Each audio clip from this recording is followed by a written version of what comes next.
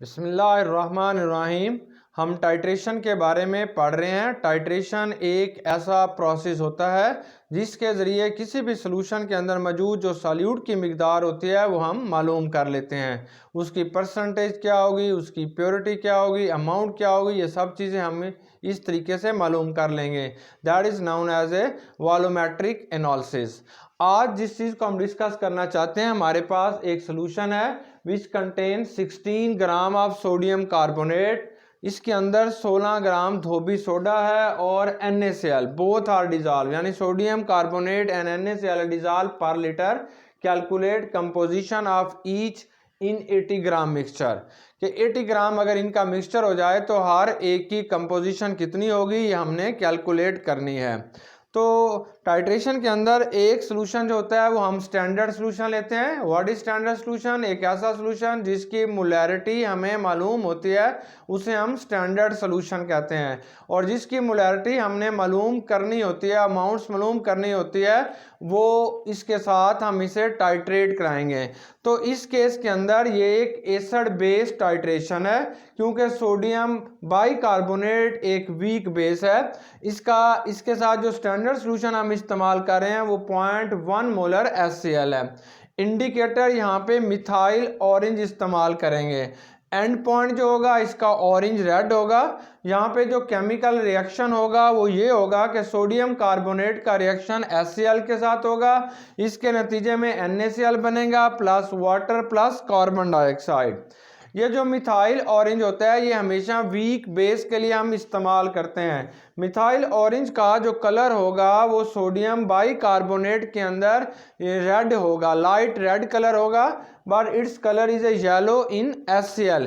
अगर एसिड के अंदर मिथाइल ऑरेंज को डालते हैं तो इसका कलर हमारे पास येलो होगा, और जो इसका एंड पॉइंट आएगा वो हमारे पास ऑरेंज रेड किस्म का जो है वो एंड पॉइंट आएगा।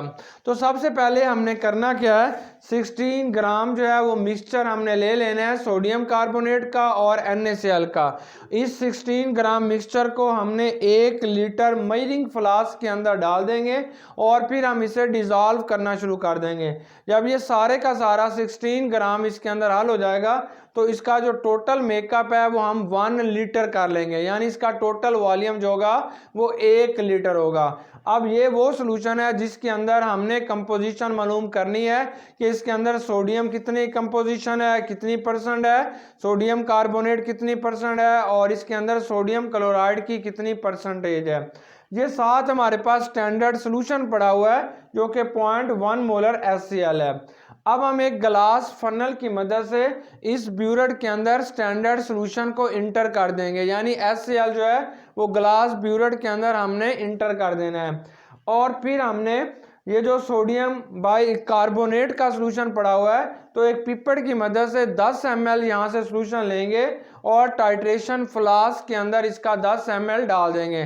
फिर इसके अंदर एक ड्रॉप जो है मिथाइल ऑरेंज का डालेंगे तो फौरन इसका कलर जो है वो रेड हो जाएगा। तो अब हम अपने टाइट्रेशन प्रोसेस को शुरू कर देंगे। जिस चीज़ को हम ब्यूरेट के अंदर लेते हैं इसे हम टाइट्रेंट कहते हैं, और जिस चीज़ के बारे में आपने उसकी परसेंटेज, उसकी मोलैरिटी मालूम करनी होती है उसे हम टाइट्रेंट कहते हैं। तो एक ड्रॉप HCl का इसका डालेंगे तो इसके कलर के अंदर थोड़ी सी जो है वो चेंज आएगा, फिर दूसरा ड्रॉप, फिर तीसरा ड्रॉप, ऐसे हम डालते चले जाएंगे। अब ये जो रेड कलर, तेज रेड कलर है, ये थोड़ा सा लाइट होना शुरू हो जाएगा। एक वक्त ऐसा आएगा और साथ साथ मुसलसल हम इसको शेक भी करते रहेंगे। एक वक्त इसका ऐसा आएगा जब यहाँ पे हमें ये ऑरेंज रेड कलर नज़र आना शुरू हो जाएगा, यानी थोड़ा सा ये येलो होगा, थोड़ा सा रेड होगा। तो ये ऑरेंज रेड कलर जब हमें यहाँ पे मिल जाएगा तो ये हमारा एंड पॉइंट होगा। तो अब हमें यहाँ से इंफॉर्मेशन ये मिल रही है कि जितना भी सोडियम कार्बोनेट हमने टाइट्रेशन फ्लास्क के अंदर लिया था वो सारे का सारा सोडियम कार्बोनेट जो है वो न्यूट्रलाइज हो चुका है। अब इस बीकर के अंदर सिर्फ और सिर्फ जो है वो NaCl है और वाटर है। कार्बन डाइऑक्साइड इस फ्लास्क के ऊपर से उड़ जाएगी। तो इस तरीके से ये हमारे पास न्यूट्रलाइज हो चुका होगा। अब हम by using the titration formula we can calculate the molarity of sodium carbonate. जब हमारे पास टाइट्रेशन फ्लास्क के अंदर ऑरेंज रेड कलर आएगा तो फिर हम ब्यूरेट के अंदर अपनी रीडिंग देखेंगे कि कितना HCl यूज़ हुआ है। तो जब यहाँ से देखा गया तो पहली रीडिंग के अंदर हम जब 0cm3 से शुरू करते थे तो यहाँ तक हमारे पास 10 ml यूज़ हुआ है। फिर हम इस सोल्यूशन को गिरा देंगे। अब टाइट्रेशन फ्लास्क के अंदर 10 ml सोडियम कार्बोनेट का और सोल्यूशन लेंगे और इसके अंदर 1 ड्रॉप मिथाइल ऑरेंज का डालेंगे और फिर दोबारा इसे टाइट्रेट करेंगे। जब दोबारा रीडिंग हम नोट करते हैं तब भी 10 ml होता है। सिमिलरली इस प्रोसेस को तीसरी बार हम रिपीट करते हैं तो यहाँ पे 30 ml इसका टोटल यूज होगा। तो 10 ml हमारे पास इसका जो है हम यहाँ से देख लेंगे कि जब रीडिंग 20 थी तो ये 30 ml तक चला गया, तो यहाँ पे भी इसका 10 ml यूज हुआ है। अब by using the molarity formula we can calculate the gram per litre amount of sodium carbonate. ये बेस है हमारे पास, ये एसिड है।